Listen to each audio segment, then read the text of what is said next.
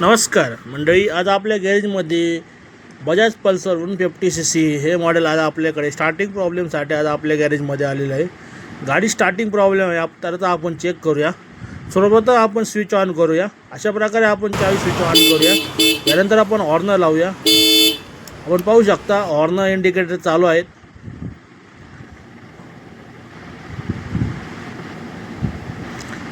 अशा प्रकारे horn indicator चालू आहेत.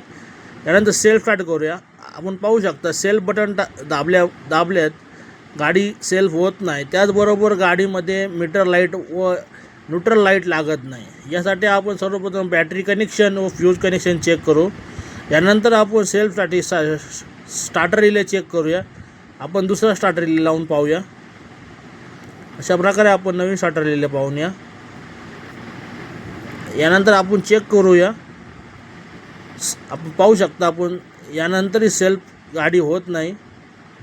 पण पाहू शकता मीटरमध्ये कुठल्या प्रकारचे येवत नाही. यानंतर आपण सीट खोलूया. सीट खोलल्यानंतर आपण वायरिंग चेक करूया. कॉईल चेक केल्यानंतर आपण रिझल्ट पाहूया. यानंतर आपण गाडी चेक करूया. अशा प्रकारे स्विच ऑन केल्यानंतर मीटरमध्ये सर्व लाईट ओके लागलेले आहेत. आपण पाहू शकता न्यूट्रल लाईट लागलेली आहे. यानंतर आपण सेल्फ करूया. अशा प्रकारे सेल्फ केल्यानंतर गाडी चालू झालेली आहे. अशा प्रकारे आपल्या गाडीचा प्रॉब्लेम सॉल्व्ह झालेला आहे. तुमच्याही पल्सर 150 गाडीमध्ये काही स्टार्टिंग प्रॉब्लेम असेल तर आजच आमच्या गॅरेजला भेट द्या. रविराज ऑटोमोबाईल यांचे बाईक गॅरेजवाला 92 73 16 31 37. लाईक